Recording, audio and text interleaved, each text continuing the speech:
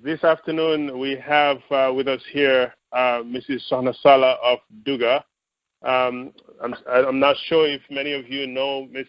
Sallah, but she's not too much on social media, but can always be heard on our diaspora radios. A member of Duga. We will talk a little bit about Duga. But Mrs. Sallah, thank you so much for coming back to the conversation, and welcome. Thank you. It's always a pleasure. Thank you. Thank you. Again, our goal here today, Ms. Sallah, is just to talk about our national issues, see where you stand. Hopefully it's election year. We'll talk a little bit about the elections also. This is an excellent time as Gambians to speak to not only our government, but also the opposition to hopefully help flush out the dictatorship in our country. We're going to have just a simple conversation back and forth, and hopefully the message will be out there. But I just wanted to take you to take an opportunity to once again introduce yourself to our listeners. Okay. I am Sohna Sallah, Vice Chair of Duga, and that's pretty much it. That's me in a nutshell. I live here in Maryland, Washington, D.C. metro area, and I've been here for quite a while, but, just here and just continue to be passionate about, the situation in Gambia and trying to forge ahead to find a way to get ourselves out of this predicament. That's been way too long, 21 years. Thank you so much. I know the first time you were here, a lot of things have happened. So now that you're back, what is the pulse on the fight that you're so involved in? Would you say Jammeh is much weaker now, or how much more of this oppression can the Gambian people take? In terms of Jammeh, I think I can confidently say that he is much weaker. Right now, with the situation, I would say that inside the country it's very, very volatile. No one knows what's going to happen with the economy and just the general mood of the country.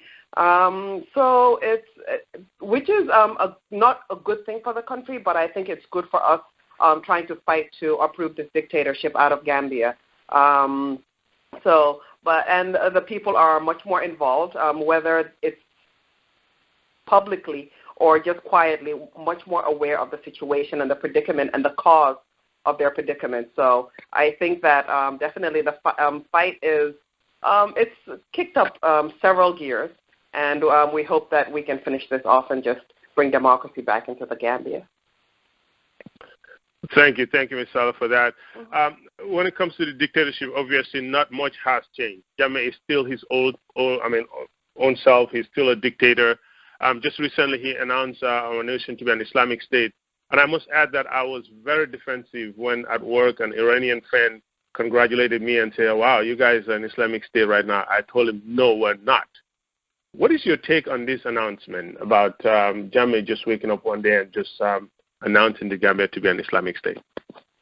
It's very unfortunate, especially with religion. Religion tends to be such a divisive issue and tends to be a dangerous issue that has, throughout history, has inflamed so much strife around the world.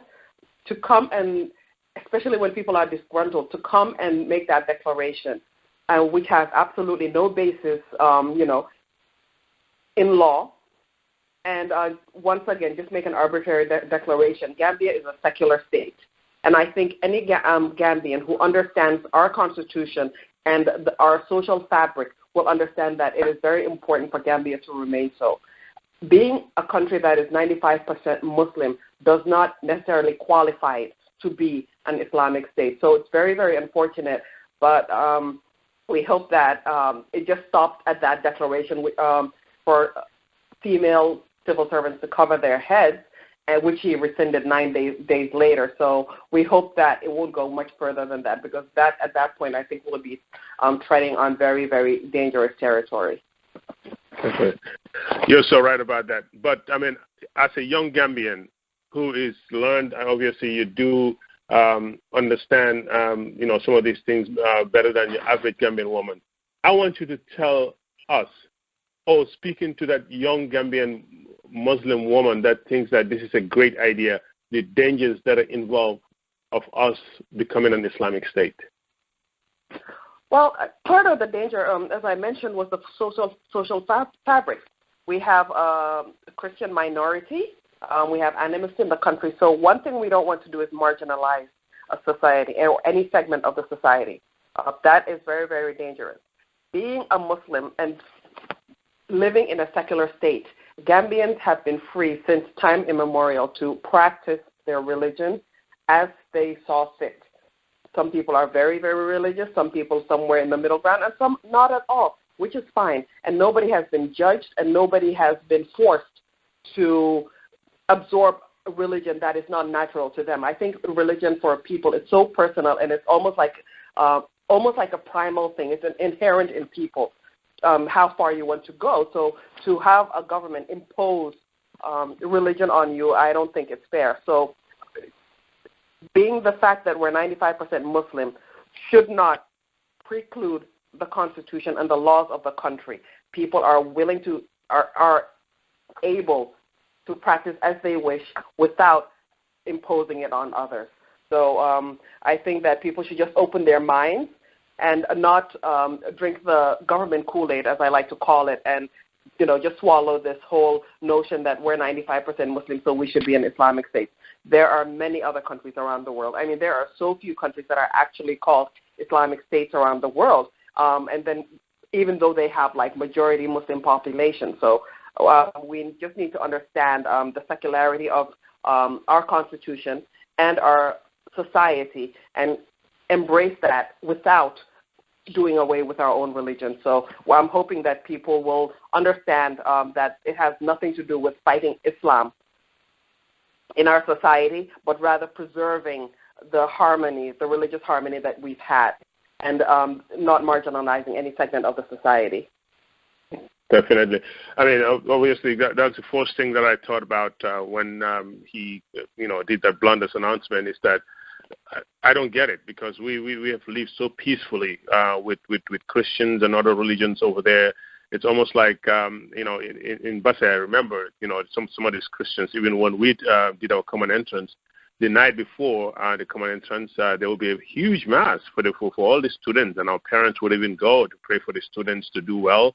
The same thing would happen at the mosque, and I think it's just another way of Jammeh instigating some kind of violence or trouble, and just to continue to divide us. But my favorite one of his blunders was the hijab, what I call the hijab law, before he retracted. And I was going to ask you if you already had purchased your hijab, just in case you found yourself heading that direction. But given the rest of the world is working away from this, I mean, it's working towards the advancement of women. Here we are in the 21st century, and Jammeh is still asking women to wear hijabs.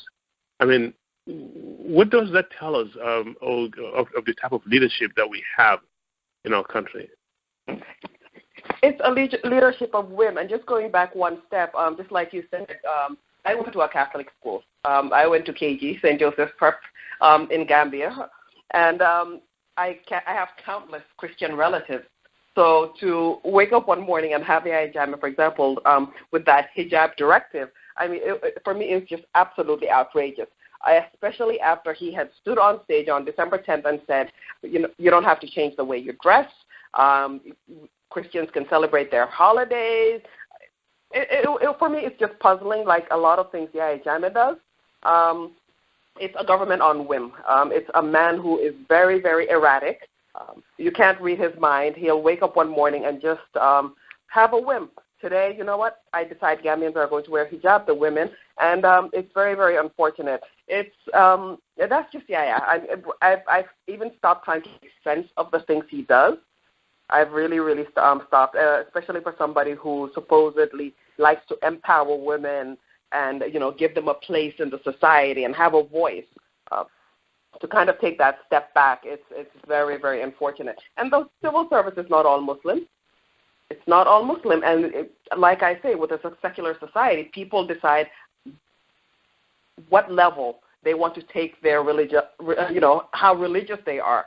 So if somebody does not want to wear hijab, I don't see why a presidential directive should make them wear it, especially since even though he has declared Gambia an Islamic state, that is something that a secular position of the Gambia is entrenched in the Constitution. That will have to go to referendum. So,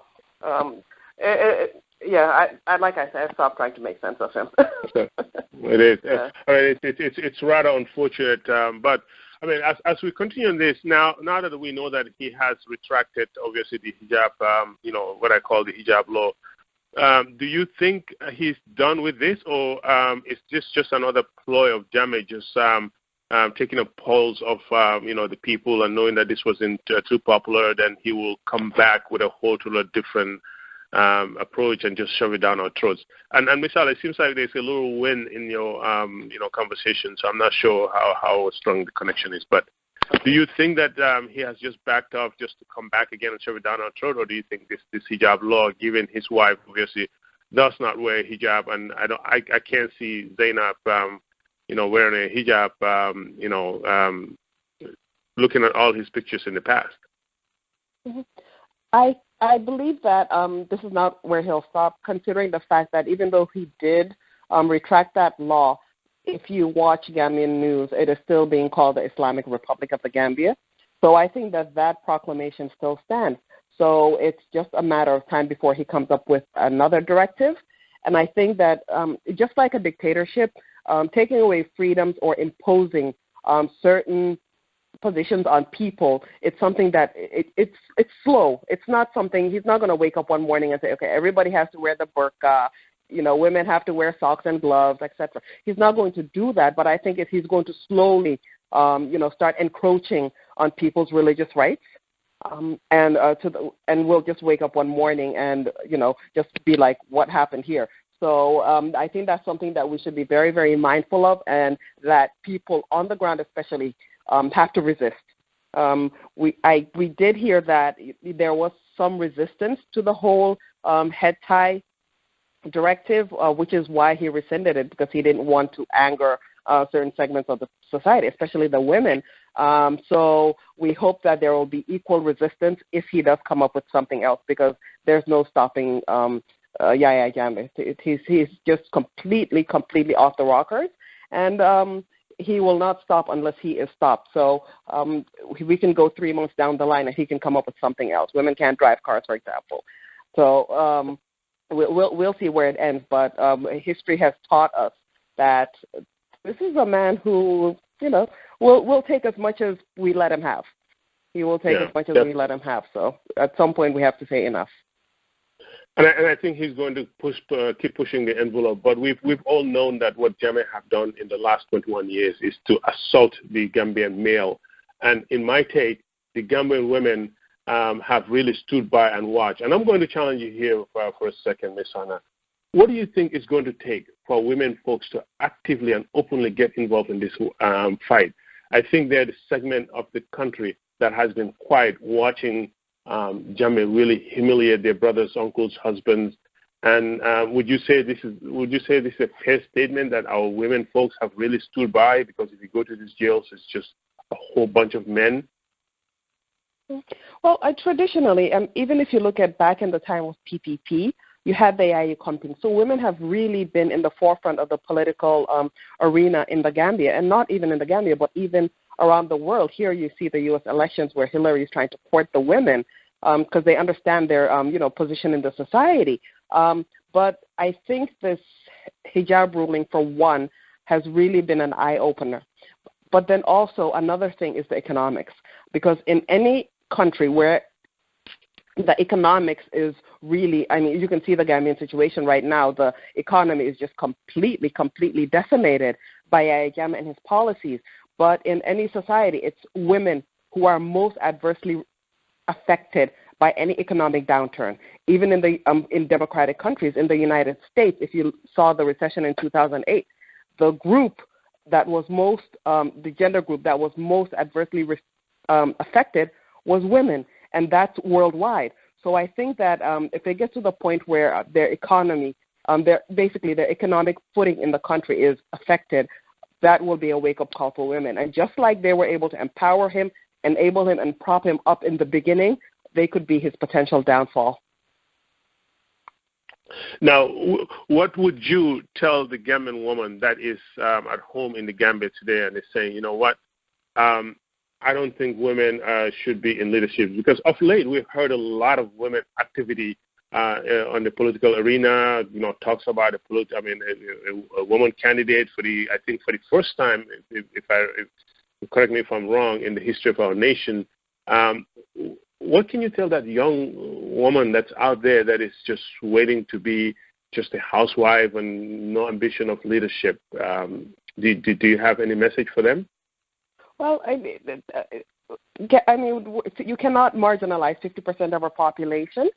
The women, I think, if you look around the world and anywhere where you see Gambian men in international organizations working all over, you see, almost the equal number of women who are doing wonders around the world. And even inside Gambia, you have the Dr. Aissa Touré, Panbata Tambajang. So I think the women do have a place in the society, but if we had a open space where the young women had women to look up to who had a voice, who were able to speak freely. But I think right now probably the most prominent women that a lot of our young girls look up to is Aissa Touré. She's a vice president, holds the second highest office in the nation.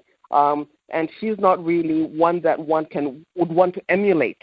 You see the April 10th and 11th as a mother, as a woman, justifying the actions of the government and the security forces was just really, really unfortunate.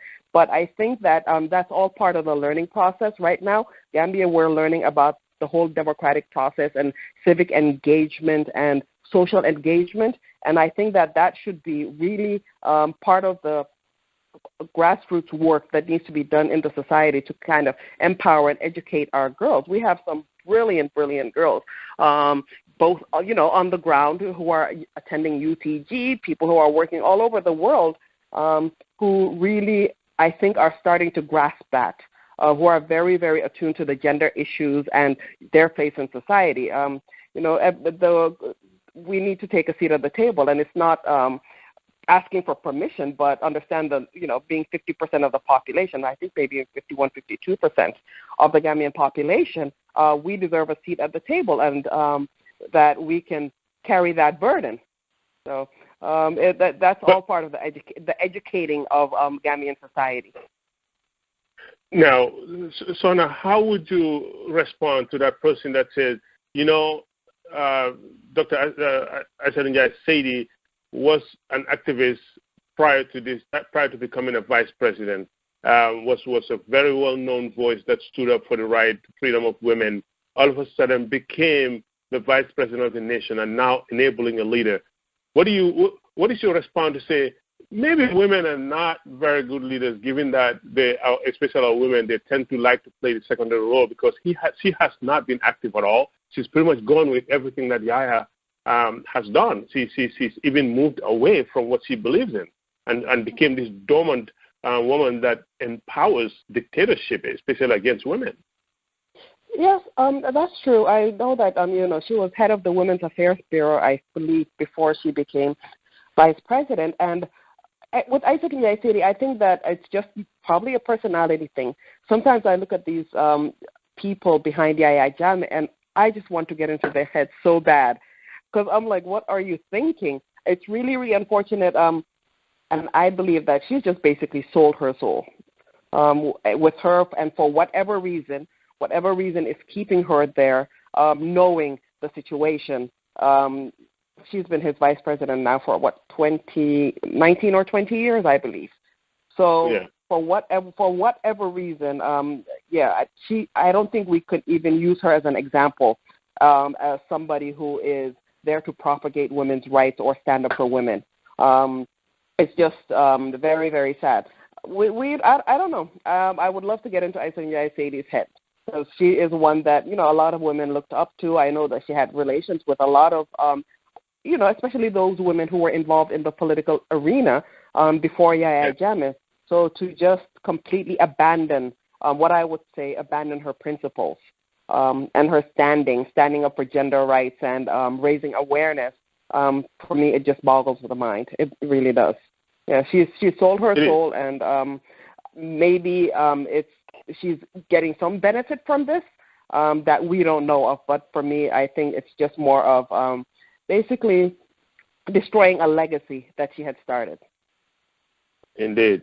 She has become a huge disappointment to the Gambian people, because a lot of people, obviously, given where she started and how she started, would have thought that she would have at least fought for women's rights rather than, acting the way she's acting right now. And I think history will judge her very harshly, and hopefully, our strong sisters like you are really watching, and when the opportunity comes again for a woman to take a leadership role, because Yahya Jammeh is like a heartbeat away.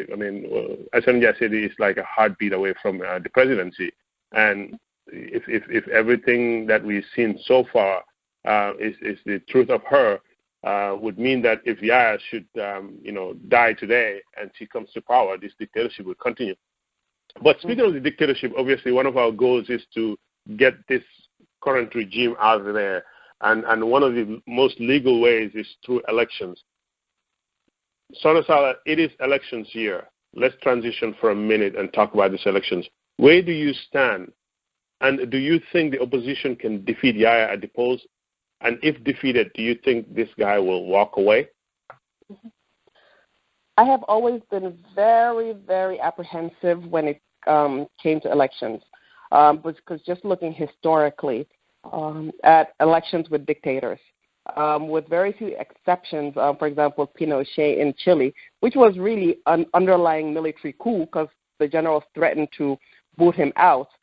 They had a referendum, and which he ended up losing. However, looking at other countries, I would say that I'm apprehensive because historically it's just not likely. I think the reason why we say dictatorship is because democratic space has been closed, freedoms have been curtailed, and oppositions have been basically weakened. So to go to an election with a dictator, I'm not very hopeful. I have been very, very apprehensive and not hopeful. Recently, just looking at the election figures and Yahya Jammeh's incremental numbers since the 1996 elections, his numbers have basically been hovering around 200,000, 220,000 votes, and they've been going up incrementally about 9% since the 1996 elections. Between 2006 and the 2011 elections, his vote total went up 78%. So for somebody who's been getting 200,000, 210,000, 220,000 votes, and then suddenly in 2011 you get 470,000 votes. I mean, for me, that was like, okay, this is it. Clearly, there is something amiss here. So just looking at the numbers, they just don't add up. So I'm very, very apprehensive about that. With the new electoral bill that was passed in July of 2015, further closes the democratic space and makes it even harder for the opposition to participate in a free and fair election. ECOWAS, I believe the Gambian election 2011 was the first time that ECOWAS has ever completely refused to oversee an election and not get involved at all because it wasn't a level playing field. That was before this electoral bill. I think the situation is even worse now, and the playing field is even more unlevel now. And it's just a huge mountain for these opposition leaders to climb. And with the lack of resources and just the whole situation in the Gambia, I'm not very hopeful. I'm not hopeful at all. You're not. Now, let's assume for a second that Mrs. Sohna Sallah is the chairman of or the secretary general of the ABC party for the Gambia. You have all the resources and everything else stays the same. Would you register before this current deadline? Would you register your political party to contest in this election? You mean the current political parties, whether they should register? Yes. Let's say if you were the leader of one of these political parties, you have all the resources, you can comply everything, but given the reforms that happened and what you know of Gambian elections, would you participate or would you not participate? I would register and continue to fight for those reforms. Even with the reforms, chances are he will still win that election. For me, with the elections, I am looking at 2 dates. That's the March 31st date and the June 1st date. March 31st is the registration deadline. If they have the resources that they can expend to register, I think that it's a tool that they can use, because eventually, hopefully, if they're all registered and they're all valid opposition parties, that gives them a footing, if not in the Gambia, but then outside, in the outside world. So I would recommend that they go register so that they can be certified as valid political parties. So if they need any form of redress or recourse outside, with the international community, they can present that and say, we are valid opposition parties. So for that reason alone, I would say yes. With the June 1st date, that is the date that, according to ECOWAS rules, and I believe it's even in the Gambian Constitution, I'm not sure about that, no electoral reforms can be made 6 months prior to an election. So June 1st to December 1st, that's the 6-month cutoff. So even if they do register and are legalized, there's still those electoral reforms. For political parties who have submitted, I think it was May 11th of 2015, where they submitted the request for the reforms to be considered by the IEC, they have not responded. So we're now in February, so that's 9 months. 9 months later. So I would register, but probably just kind of hold back on committing myself to an election. But see, Ms. Sallah, this is where I get confused when it comes to the Gambian opposition, and believe me, I mean this in the best intention. You just mentioned here about complying to the Constitution and following the law in the country. But that is, the leader of the country is not doing that when he announces it as the Islamic State, and when he, just goes and, kills, 9 of our citizens without any due process, introduces the hijab law, steals from our, coffers, pretty much running the country like his own home. But here we are as the opposition. We're still trying to follow the Constitution and the law. What do you have to say with that? Why are we complying with the law when the leader of the nation is not? Well, that is a contradiction. But the thing is, I think that as opposition parties, they need to kind of set an example, but not necessarily allow him to get away with that. And I think that's where, in my opinion, I feel like they're kind of lacking with not challenging Yahya Jammeh with all the laws he is breaking. I think that they need to definitely be more forceful. They need to really be much more vocal in taking this fight. For example, this electoral bill, I mean, it's 9 months and they haven't really challenged him in any way. So that is one of the shortfalls of the opposition party. So why they're not doing it, I don't know. Right now, my attitude towards this whole election is I think we're talking to the opposition party. Maybe they're listening and not responding, or maybe they just have made up their mind on what they're going to do internally and don't want to share. But I feel like we're kind of talking ourselves into oblivion right now. For the moment, I think we just sit and wait till March 31st. Because I don't think that there's much more we can say to them, much more we can implore them to kind of just take this seriously and understand the urgency of the matter. March 31st is 6 weeks away. June 1st is 3.5 months away. So we're talking about 1.5 months and 3.5 months for them to really take this fight, to another level. I understand. For me, it just blew my mind when Yahya Jammeh made this Islamic State declaration, and of course all the opposition parties say, "Oh, this will have to go to a referendum, and it's entrenched in the Constitution, etc." And I'm like, you know what?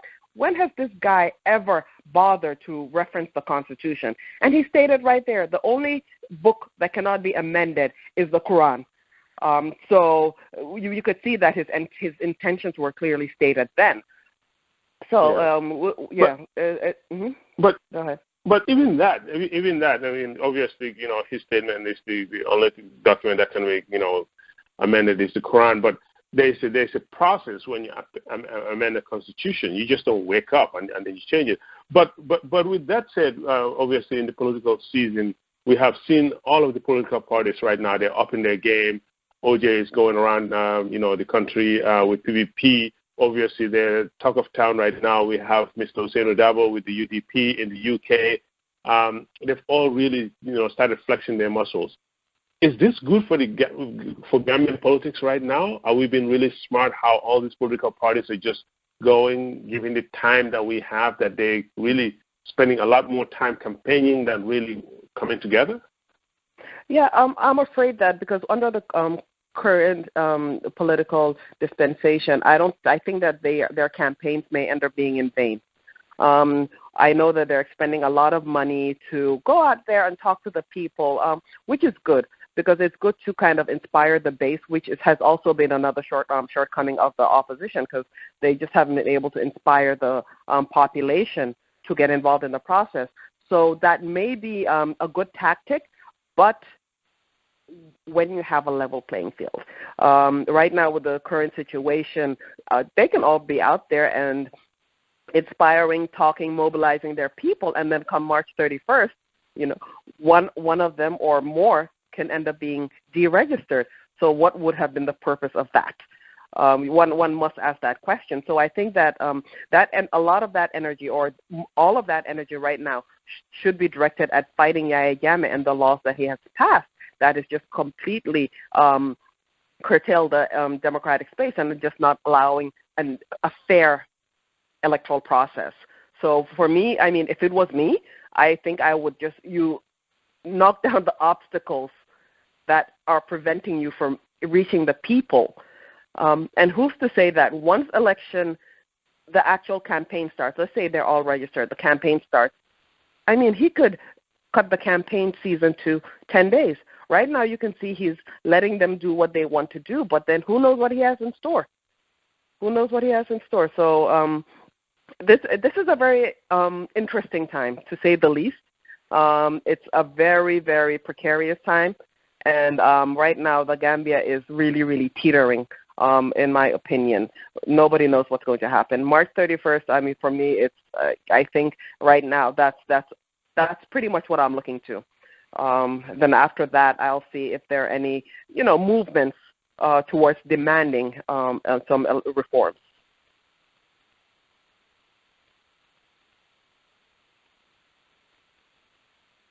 Yep.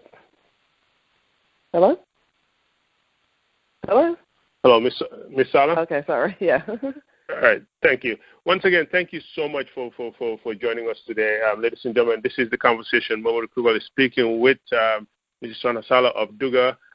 We obviously talked about some of the, blunders that Yahya Jammeh is doing in the country. We're not talking about the 2016 elections. Mrs. Sallah, PDOIS and UDP, whether we like it or not, are the two main players in these elections. It seems like they are the ones that are really having trouble seeing face-to-face. I think the rest would be an easy fix. DOI wants the primaries. UDP wants the party-led. We're the biggest opposition party with the biggest numbers. It only makes sense that you join us till we get this person out. Halifa wants to go through the primaries. Who is right? Who is wrong? The primaries, I think, is a good idea. If they had the resources, if they had the time, and if the people were inspired. So I think that while, I think anybody who's democratic would welcome the primaries, I don't think it's practical. In theory, I think it's a brilliant idea. I think right now, and I suspect that if it doesn't happen, every party is just, and they're actually exhibiting right now, they're just doing their own thing in their own bubbles. So it's, I wouldn't say any of them is right or any of them is wrong. In theory, one has a very good idea. I just don't think it could be implemented. UDP, they don't want the primary, and I know that Zainu did say that he would want the opposition to come to them for UDP to present a candidate for them. So that's for me, that's not dialogue. Unfortunately, that's not dialogue. So I think rather than thinking party within their parties, they should just think about the whole national interest and just understand that our situation is temporary and that it will change, where every party can be autonomous and work on their own and, fight for the votes. And, may the best man win at that point. But I think there should be more dialogue. From the understanding, just listening to all the political leaders, Halifa, Usainu, OJ, it doesn't seem like there is a lot of dialogue amongst them, inter-party dialogue, which is really, really sad at this stage of the game. Because I don't know if it's only us who feel the urgency, but for me, I'm like, these are things that should have been done 6, 7, 8 months ago. I think they should have been much more further along by now. Yeah. Thank you so much for that. This morning I was listening to Banka, the People's Show that on Fat Radio. He had an excellent plan, and I'm sitting here thinking, preparing to speak with you, and he's talking about how the opposition can come together and just put up this massive campaign of talking to the international, bodies out there, and just how they can crisscross the country. And I'm like, wow. And then where's the money? Obviously, what's going to be my question. Mm-hmm. That's Banka's plan. You obviously these two camps are not seeing eye to eye, and I'm going to put you on the spot here. Just asking a citizen who is very involved in this fight. What should be the compromise? I think that identifying, and I know that when we had the Civil Society Forum in New York, when we sat down at the round table the day after the main conference, my feeling from OJ was, and probably OJ and Ahmad were there, but the feeling was we cannot come together unless we have external help, outside help. And outside doesn't necessarily mean outside of Gambia, but I think part of the plan should be to assemble a group of people in Gambia who are neutral, who have no stake in any of the political parties, people who are respected, and people who are willing to put themselves out there to sit them down and kind of get them to come to some sort of understanding. Other than that, I think that eventually, after March 31st, depending on what happens with each of the political parties, you'll maybe see little groups of alliances being formed. But the bigger alliance that I think everybody's looking for is not, it doesn't seem like it's forthcoming at the moment. So we'll see. But I would say that we need to get some very strong-minded people, some respected people to sit them down and just give them a good talking to. I don't think they're listening to the diaspora. As they say, we sit in our comfort zones and just kind of, pontificate on the way it should be. But people on the ground who are, living the same experience they are. Because as much as we like to, talk about the situation in the Gambia, we're not there. So to actually kind of force their hands into doing things that, we're not there to participate with, I don't think it's really fair. But I think that's the best solution. Somebody who just, wow.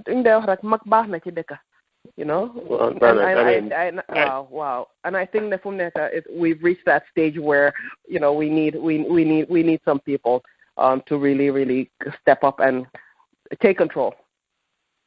Wow. I'm really glad that any Gambian that you talk to has some kind of a solution to how these people can come together. It only just baffles me that a country of over 1 something million, the leaders that you're talking about are obviously on the ground. The average person knows what's happening in the country. It's not, and our leaders, really have refused to really step up. And I know there's something in the works that something similar of what you talked about. Hopefully, when they're ready to come out, they will. But I just heard you speak Wolof. Wow, I didn't know you were so fluent in Wolof. Of course. You, so. Yeah. I guess that's something that. I guess I'm gonna have to. Wow. Yeah.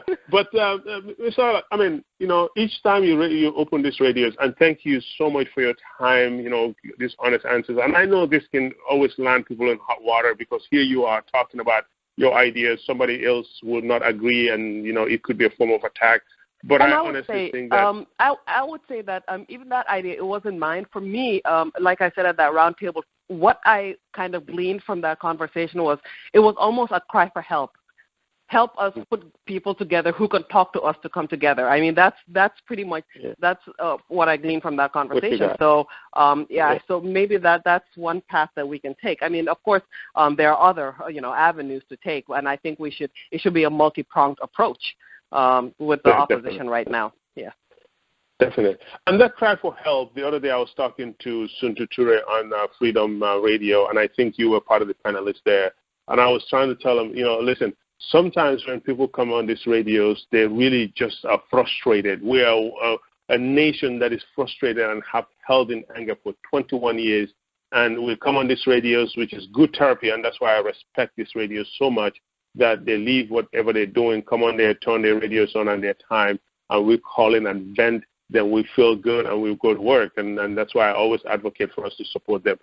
But with all that venting and everything else, today I want you to give us feedback, the diaspora, the opposition supporters in the diaspora, how to really handle those angry ventings or those ventings on radios. Should they take it personal? Are they really doing justice to their parties when they come out trying to defend their parties each time somebody, radio and talks about or goes on social media and tries to express their frustration? When they come and start defending those people, are they doing their parties good or bad?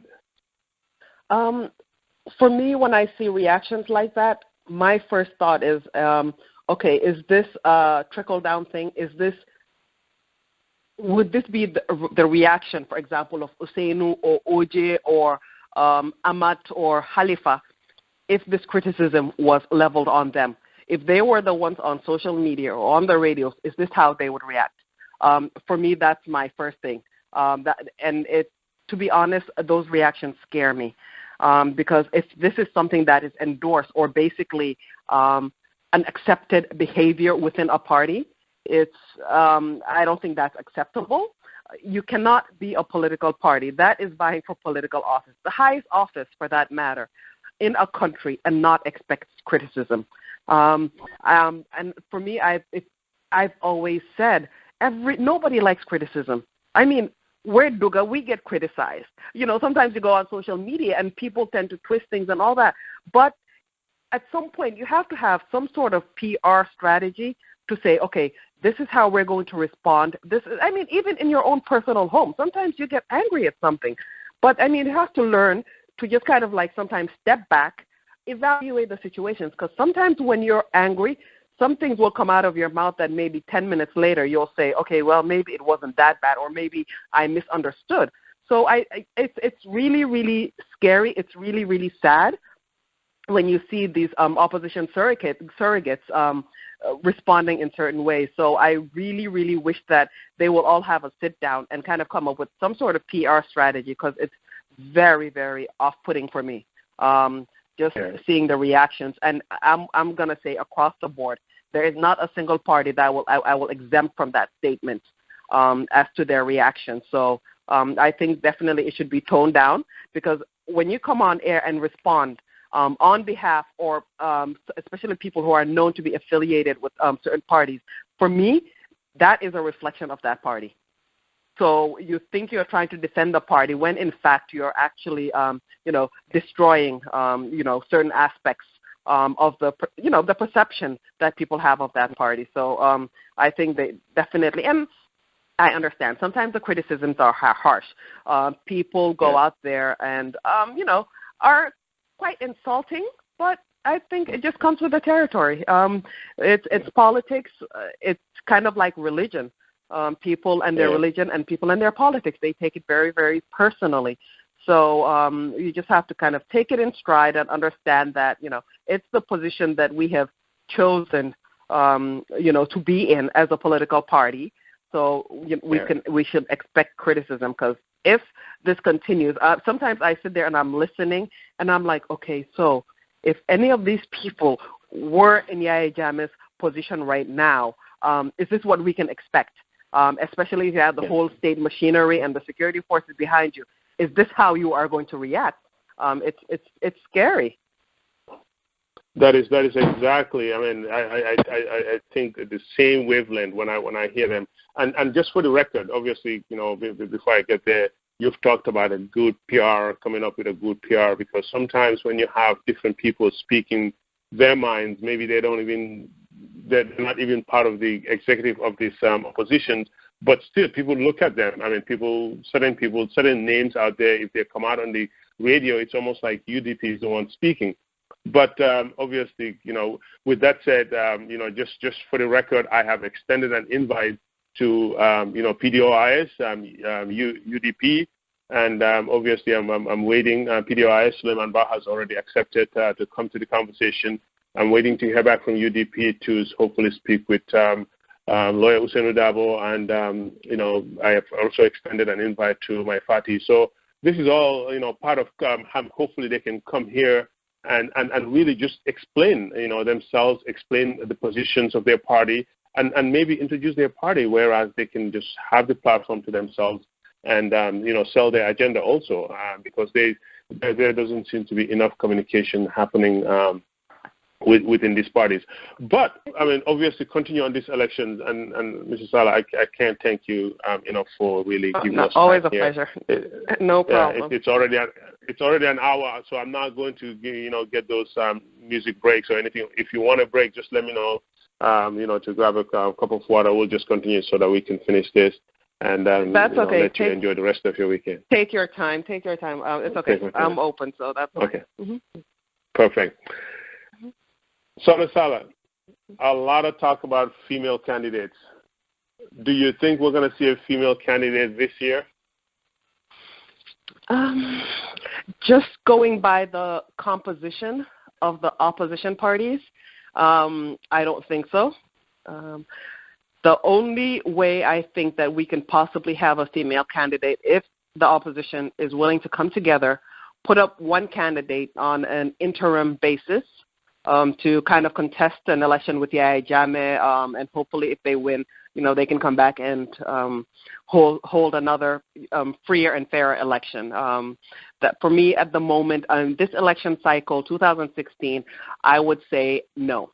2020, I absolutely see it. And hopefully we'll have a level playing field, and that we'll have, women who are willing to step up to the plate. And definitely, it's a very strong possibility then.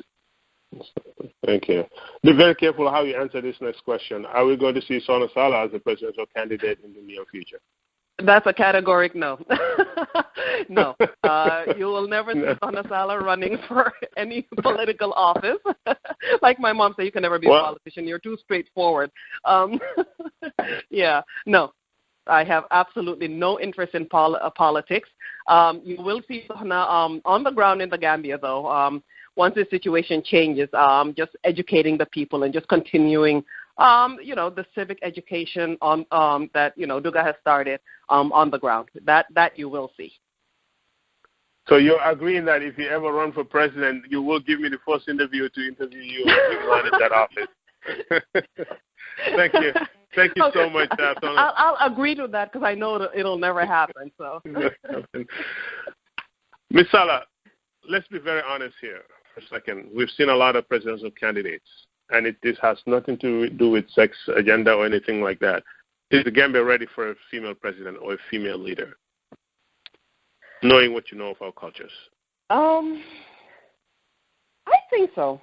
I honestly think so. Of course, there are segments of the society who will never, ever accept a female candidate. I think Imam Fati had said that loud and clear. I think it was him, right? Yeah.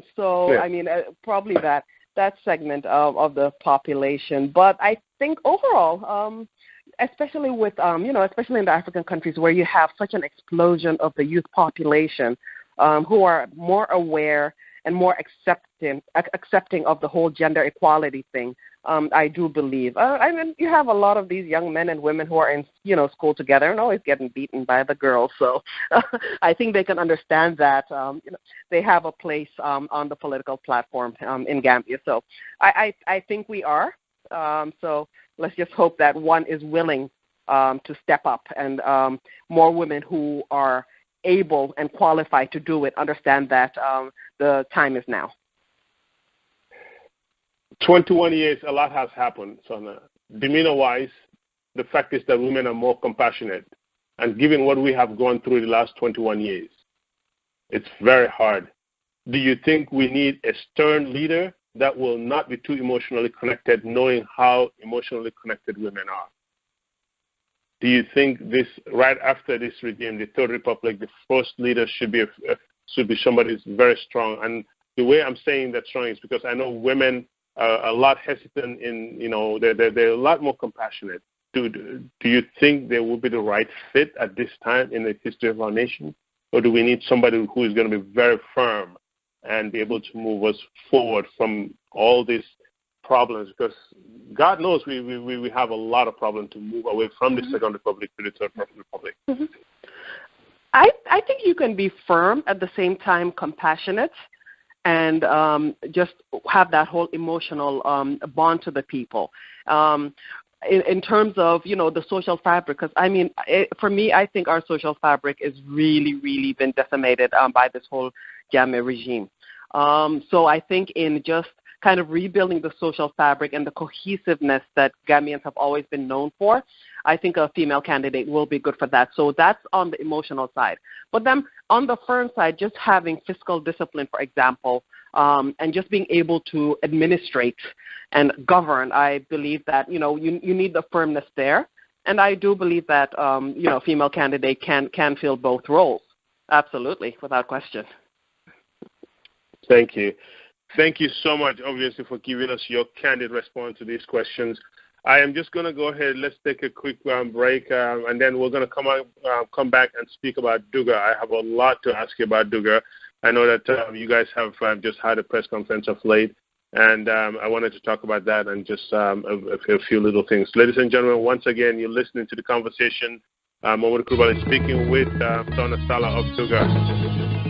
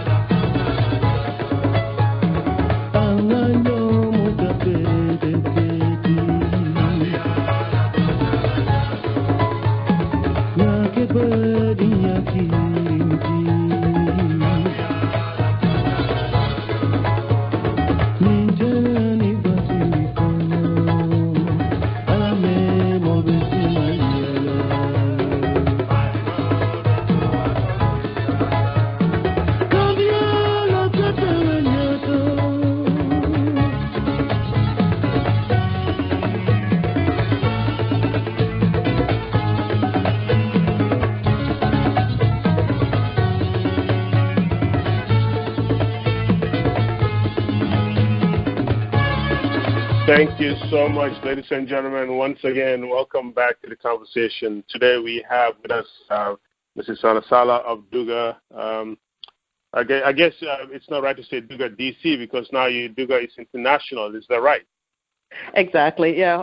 People like to make that differentiation, but, every time we're like, they say Duga DC, we're like Duga. Duga, perfect. Yeah. Now, speaking of Duga, you all were in the news about a week or so ago. You had a nice press conference, and I wanted you just to take some time and just tell us what was that press conference about. Why did you guys have that press conference, and what was the goal? Okay. Well, after we've been Duga for approaching 4 years now, and we all knew that, when you have an organization, especially when you're fighting a dictatorship, and you want to see some tangible changes, there needs to be progression and phases to an organization.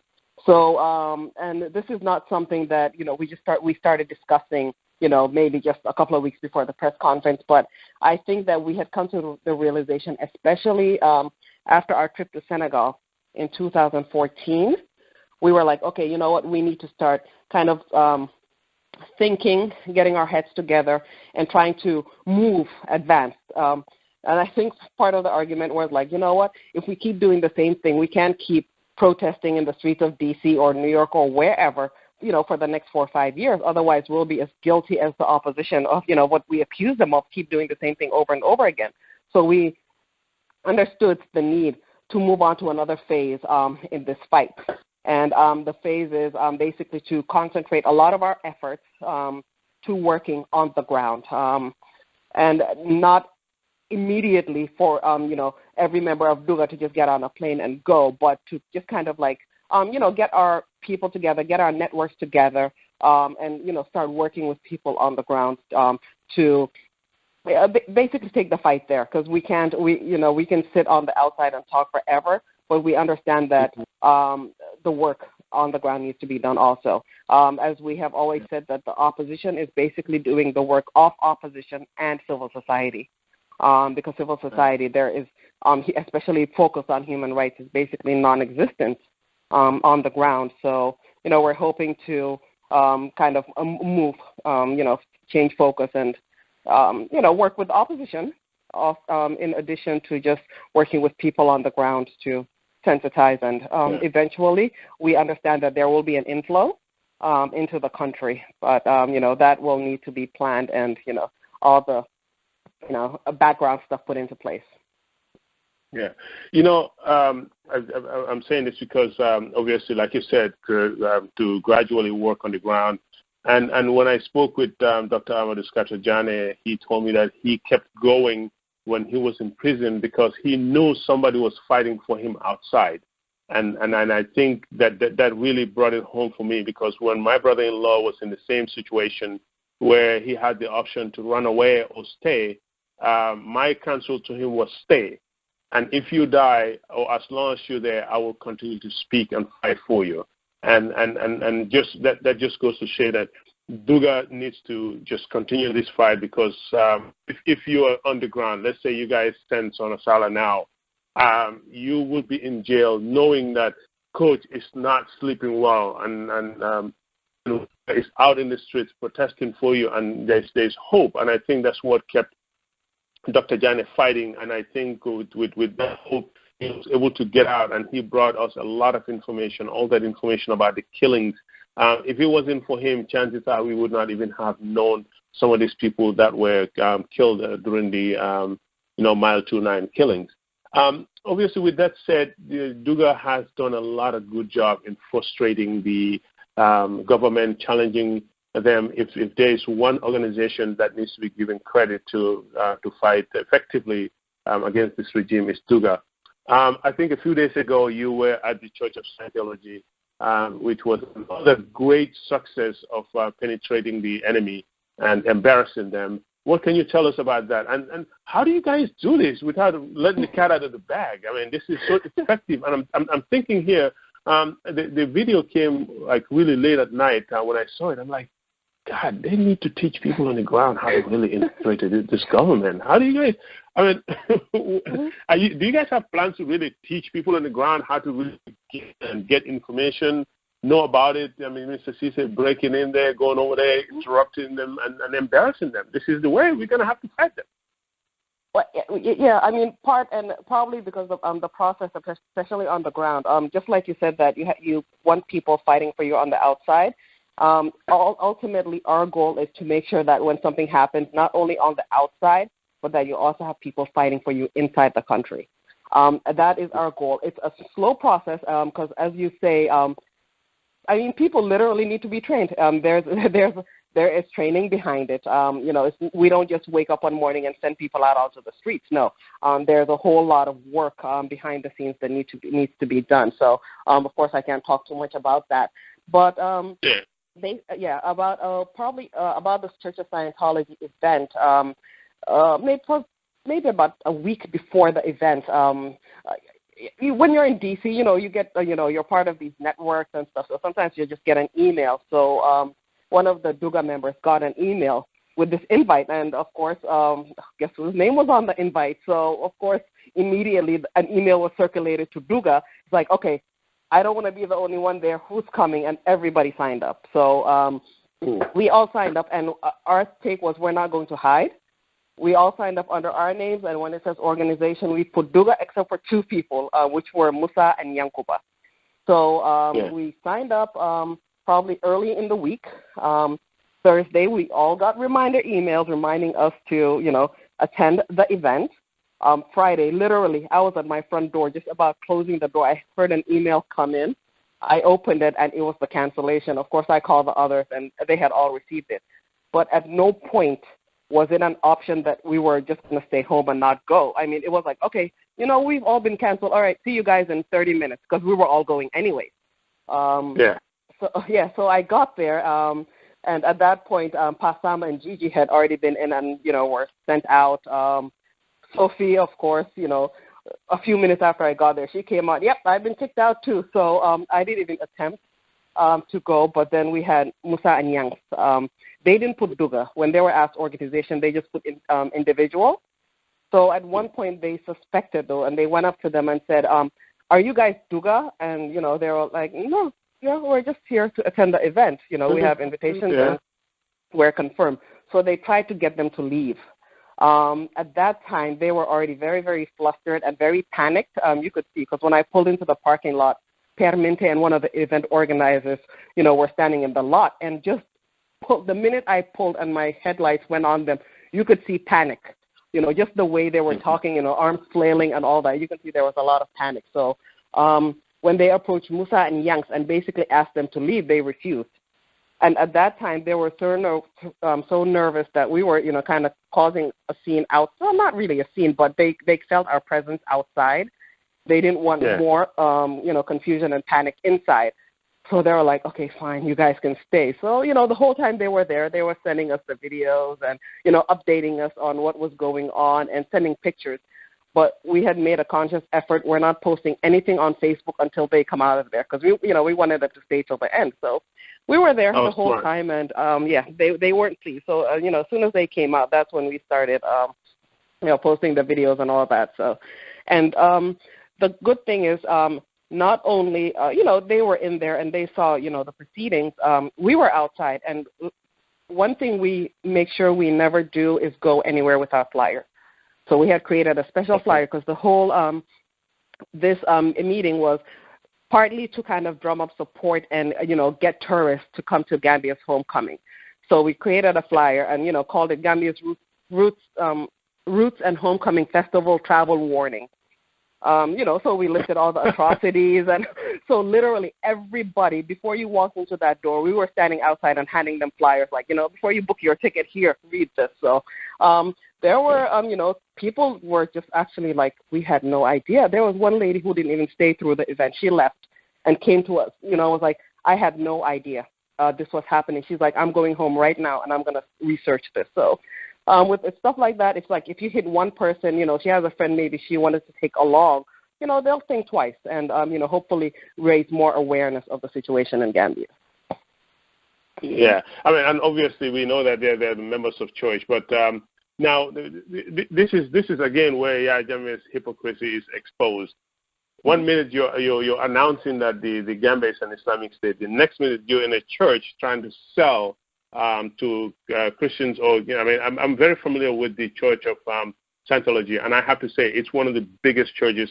Very wealthy people. They actually are very present in LA here. They're buying a whole, I think, block or two of the entire downtown area where they not downtown, but I think around the Western Street area. But that's a very popular area. Very wealthy people like Tom Cruise are members of that church. So it was very good that you all went over there. And one member gets it. Obviously, the talk would be that there was some kind of disruption, and they would want to do a little bit more research. So I just wanted to take this opportunity to really thank you guys. Go ahead. No problem. And I don't even think they were completely aware, and of course, my brother, he knew Perminte from Gambia, and he kind of approached him. And of course, Per was deflecting on Eric Shepherd, who's basically organizing the whole Roots and Homecoming Festival. So he was like, it wasn't us, it was, Eric Shepherd. I'm like, yeah, right, like Eric Shepherd knows who Duga is. The church also, I don't know how they ended up there, but they co-sponsored the event along with Eric Shepherd and the embassy. So talking to them, because we actually approached some of them, and we're like, you disinvited us, you're not above capacity, and they admitted, they're like, yeah, we lied, when we disinvited you, but they were not aware of the situation in Gambia. There were some of us, of course, who were not pleased to see us at all. But then, privately, there are a couple of them who actually worked there, who kind of, had little conversations with us and were basically totally oblivious to the situation in the Gambia. So I think they're going to have a discussion, discuss further. And I suspect that any other country that wants to host an event there, they will think twice, or at least look into their, human rights situation before they accept them. So. Yeah, and it just shows the importance of always making sure that we tell people, because most of these people have no idea. Just like when that silly little princess came to LA trying to hang out with what's his name again, and once we told them about it, they're like, we had no idea. And that guy called me. He's like, my goodness, you guys are very passionate with what you're doing. Within an hour, we got over 60 people calling us, and he's like, you know what, this was a mistake on our side, and they apologized, and we educated them, and that's our responsibility as Gambians. Is the least we can do is just educate these people and tell them about, who they're dealing with and what type of government, the Gambia regime is, and the fight continues.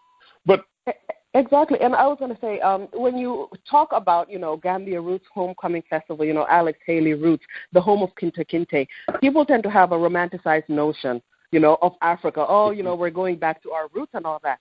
But then, African people are some of the most repressed people, on this planet. So, we have to kind of make them understand that it's not just about, going there and seeing the sights and, going to James Island or, wherever they take their, the tourists, but to also understand, like, if you want to be part of, this whole Roots Homecoming, you have to understand the plight of regular Africans. It's not just, being in bed with dictators and, getting the royal treatment, but actually understanding what Africans are living inside, the continent. Yeah, definitely. Thank you so much again, Sohna Sallah, for joining us at the conversation here. Ladies and gentlemen, again, this is a simple conversation. Sohna has given us a lot of information. You guys are doing an excellent job. And obviously, on behalf of every Gambian out there, I just wanted to take this opportunity to really thank you guys. I know you guys are out there in the cold when it's hard. You leave your families behind. You and I were just talking about how I was just about to get this interview, and my wife is like, another one? I'm like, yeah, another one. Freedom is expensive, but we can't give up. We have to continue fighting. We joke about it, how much time we take away from our families, but that is the least we can give, because some died, some lost families, and others have been tortured to live with that pain and emotional reminder for the rest of their lives. But Sohna, you guys want to raise $100,000 together. Is that realistic, though? Are you just throwing a number out there? Is that realistic? It's not an arbitrary number. It's not an arbitrary number that we're just throwing out there. It's actually numbers that we are like, okay, if we need to achieve this, and set up the groundwork and do everything we need to do inside the country, it's pretty realistic and probably maybe not even enough. We do want to raise it. We're hoping that our people will understand that we need to do this ourselves, but we are not completely banking on that. We are going to tap into, other resources, and it's like even on a personal level, all of us will see, if we can tap into other resources and see if we can try and raise that money. Yeah, that was probably the most debated aspect of this whole, Dugal homecoming, and our next phase is the whole fundraising thing. We debated and debated and debated and are probably still debating whether it's realistic or whether we can actually accomplish it. But then in the end, as we say in Duga, it's always democracy prevails. Everybody has a voice. We listen. And, eventually democracy will prevail. And we were like, okay, you know what, let's go ahead and at least try. And, hopefully if we don't get all of it, if we get part of it, to at least start, the actual work, start putting some elbow grease into this, project. Yeah. But we'll see. Thank you. Thank you so much for that. Now, so you talked about we debated. You and Sophie. I don't know Sophie. I mean, obviously I don't know you, but through conversation and through the movement, it seems like we know each other. Now you deal with some very strong men like Coach. Somebody who's fought for years, and you can help. I mean, it's in him. It's in him. Unless the Gambia is free, this guy's not going to give up. And he's so passionate of what he does. You can see how strong he is. Mbenga also, I can just see him saying, "Let's go, let's do this." And I got a little inside information when you guys do your meetings. So this person told me, it's like, Sohna is the one that say, "Okay, guys, we gotta go." How do you? It's almost like you're the leader behind you. How tough is it to deal with these strong personalities, just so that our women out there can know that it's okay to come and work with these people? Coach is a very strong person. How do you work with him? How do you tell him, "Let's do this"? How do you sell something to somebody like that when he so believes in something to compromise and continue to work as a team? Mm-hmm. You know what? One thing we must say about Duga, I don't think anybody can be part of Duga and not say that you don't have a voice. We disagree wholeheartedly on certain, issues. And, sometimes it will start with an email, folks, what about this? And, some people say, yes, some people, and the next thing, okay, we're going to have a conference call. And literally we would go down the line. What do you think? What do you think? Everybody, what do you think? We'll try and convince each other. And it's always, we've never, ever, ever had like a screaming match or a contentious argument. It's always literally just conversation. That's why I love these people so much. I think we have a phenomenal team. We will disagree. Everybody with a very, very level head would say, well, this is how I see it. This is how I feel it. And, how I see it. And we'll, sometimes agree. Sometimes minds will be changed. Sometimes they won't. Ultimately, I mean, we have our bylaws. We have something that, not everybody's in agreement on. We have a quorum on the call. We'll take a vote. If majority rules, everybody will support it wholeheartedly. There's never like, oh, well, I didn't go my way, I'm not going to do it. No. I mean, it's like, like I said, even with this, okay, fundraising, how are we going to go about it and all that, we're like, okay, let's debate. We don't agree, or some agree, some don't, but eventually everybody's like, okay, this is the way we're going to go, and everybody supports it wholeheartedly. So I think in that sense, for me, it's very, very easy being in Duga. And don't let Pasamba and the big talk fool you. That every time I get frustrated, he's my punching bag, because every time I get frustrated, I'll just call him and yell at him for a couple of minutes. He'll sit there and listen. He's like, "Are you done?" "Yes." "Okay, bye." Bye. Thank you. Yeah. Good. Well, with that said, obviously we have plans on bringing him over here and hopefully talking with him, because I think he has a lot to offer, a lot to tell us, what drives him, and we need to hear from each other, and we need to see what motivates us and make the conversation much easier and lighter, and that is obviously my goal. Now, when I think Duga or Pasamba, I think about like PDOIs. It's almost like they have the Constitution, crammed in their brain. You guys are so into, each time Pasamba comes on the radio, and I suspect most of the hosts of the radio stations, when they have constitutional questions, he's the one who's out there replying, and because they come up with a reply real quickly. Given that you guys are a civil society, would it be fair to say that you have a PDOIS approach almost in just political activism?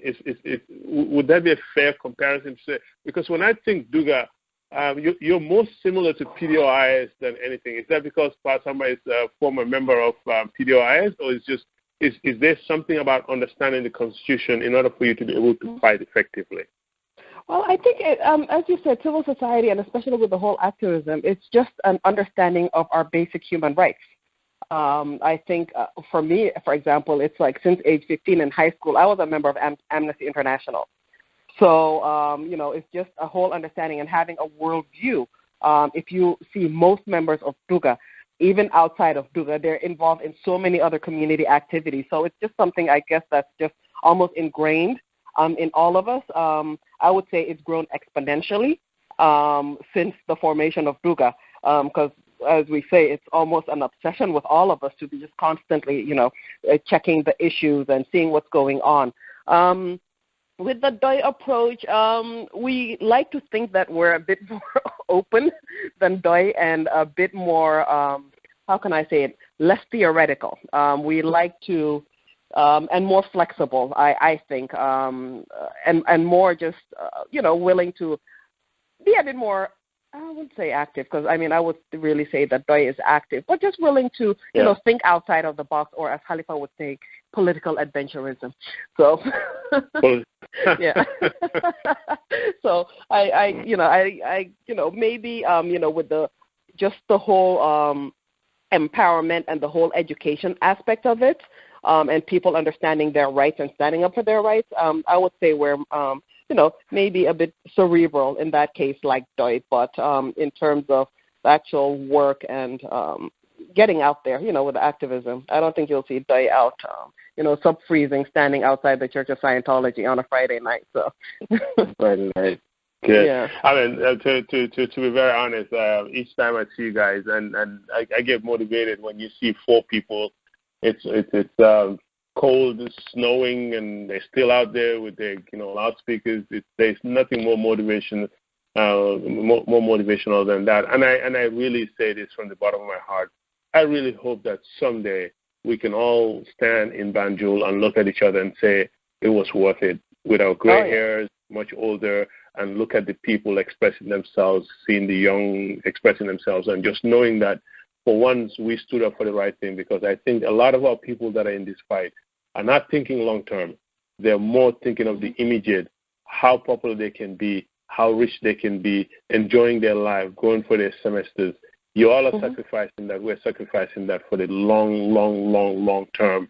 And I really hope, and I know, Duga is going to be in the right books in Gambian history. With that said, Ms. Sallah, obviously you are a family person. You have a life, you have a job. Mostly our women folks are the ones that run our, homes. They're the mothers. They make it, they cook it, and they make sure that the family is taken care of. How do you juggle this? It's a challenge. Fortunate with my job, they completely understand this activism and are totally flexible. So whenever we have to go out there and protest or do anything, they kind of understand. That's part of that. That's one of my terms, of the job. It's like, look, I'm an actor. I've been working with them for about 18 years, so I paid my dues. They are completely supportive, of this and kind of understanding. I remember after the embassy takeover, I work from home sometimes, so that allows me flexibility too. But I had gone into the office one day, and I was sitting in the waiting room talking to a client, and my boss just walked by. He's like, is this a sit-in? So they are completely understanding and 100% supportive, of the activism. And, it's kind of, for them, it's raised awareness for them too, of the whole situation in Gambia, because now they're reading upon it and say, he did this, he did that, he declared an Islamic state. So, but you know what, it's a sacrifice. A Friday night I had, dinner reservations with a friend. We've been trying to meet up for 2 months. And I had to cancel. I had to call her and say, look, something came up and we're going to have to cancel again. So, and, she understood and, we just went out there. So sometimes you have to make sacrifices and say, you know what, I'm going to put this off, for my country. So, and we make the time. Sometimes it's not easy, but, we do what we have to do. You run from a protest, run home, change, and, go to the office. And just, you just do it, Yeah, sometimes it's not even an option now to show up or to just forget about this. We have to. Yeah. Mm-hmm. I mean, it's amazing. Like you said, I just wanted people to understand that, you can run and we have to learn how to multitask, and we have to learn how to be able to move away from our families and continue this fight, because this is about our future. Push come to it. Right now I'm sitting here, my kids are downstairs. It's on a Sunday afternoon. I'm supposed to be doing something else, but I have given 2 hours of my time. I know that I've taken almost 2 hours of your time. We're very appreciative of that, and I promise we're going to let you go in about the next few minutes here. Now, Ms. Sallah, obviously, one of the things you've spoken very well about a whole lot of issues here, and hopefully our listeners will have the time to listen and listen to you and really understand, some of the positions where Gambians stand. Mm-hmm. This is Mrs. Sallah right now, sitting across the table. Gambian opposition leaders are sitting down. They're looking at you, and you're talking to them. Tell them why they really have to do everything they can to make sure that they're united.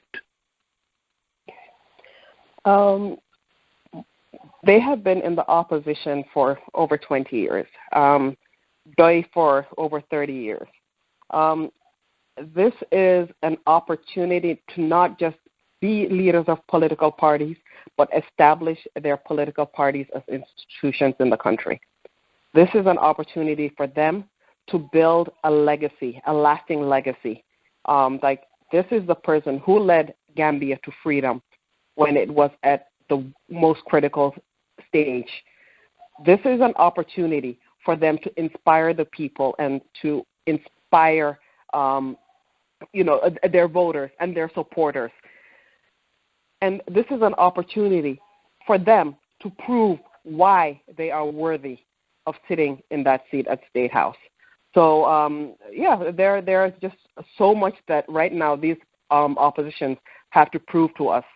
And we're hoping that they would decide to come together and fight to free our country. Because if you want to say, I want to lead you, I want to lead a whole nation of 1.8 million people, you have to show us that you are willing to fight to lead that nation. It cannot be handed to you on a silver platter. Being a leader is never easy. It's something, it's a quality that you have to earn. So that's my take on the whole opposition and what I would tell them. Thank you so much. That was really good. Now I want you to talk to us, the ones that are always on social media. How should we act to help these people come together? And do you have any advice for the Gambians out there on social media, on the mediums that are always expressing their anger and their frustration, on how we should really deal with these people to help them come together? Well, I think everybody needs to be introspective. And I think the most important aspect of this whole social media thing is to be tolerant. Tolerance is probably the word I would use in this whole social media with the controversies. Tolerant of divergent views. Tolerant of different opposition parties and their views. Just basic tolerance. That's what we need. And sometimes, I'm not on social media anymore. Sometimes I'll go into the Duga page, especially if somebody sends me a message. Somebody will alert me and say, oh, you have a message, go in and check. And the primary reason is because of the lack of tolerance. It had gotten to the point where I just couldn't take it. It was outright hatred towards each other. It was outright vitriol towards each other.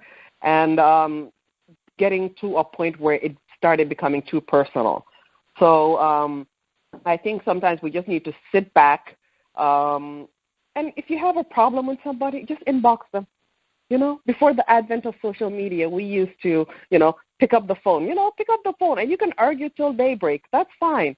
But I think we just need to kind of step back and just kind of reevaluate this whole social media thing and understand that, there should be limits to what you put out there. And I don't know, sometimes you sit behind a keyboard and it's almost like it's an out-of-body experience where you feel like you can say things that you probably wouldn't say to a person if they were in front of you. So that's one of the pitfalls. I mean, it served us very, very well, I believe, in this fight, in this struggle. But then I think that, I mean, there are also some drawbacks to it, unfortunately. But I think we just all need to be adults. We need to be adults and just, sometimes take a deep breath, Like everybody in life, at some point you get annoyed or something really, really pisses you off.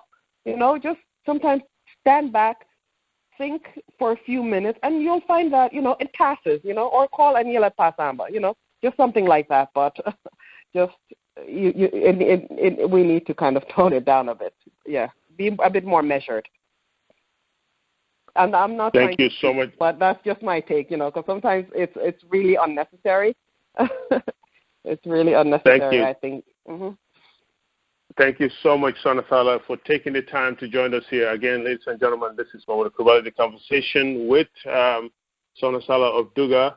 Once again, our goal here is to just have a simple conversations with Gambians to understand where we stand, how to talk about our issues and make the conversation a lot lighter, easier, so that when we find ourselves at a table where we're talking about national issues, it will be a lot easier process. Sohna, thank you so much for joining us again.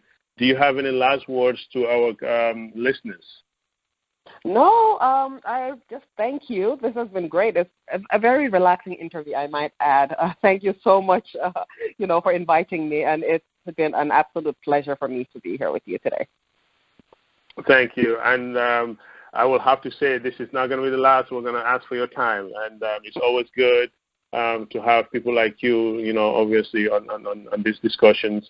And like I had mentioned at all my interviews, this is an open forum here. Anybody, is invited to join us. I have extended invites to a lot of people, and if anybody out there does have something to say or want to join us, you do not have to wait for an invite. Just contact us right here. You can also listen to a lot of these videos on YouTube by typing in Momodou Krubally, Momodou Krubally, the conversation. And ladies and gentlemen, once again, thank you so much. Sohna, thank you for your time, and we really appreciate everything that you're doing. And hopefully the day will come where we will really stand and show appreciation to one another in a free Gambia. Thank you so much. Absolutely. Definitely. At your service. Anytime, Momodou. Thank you.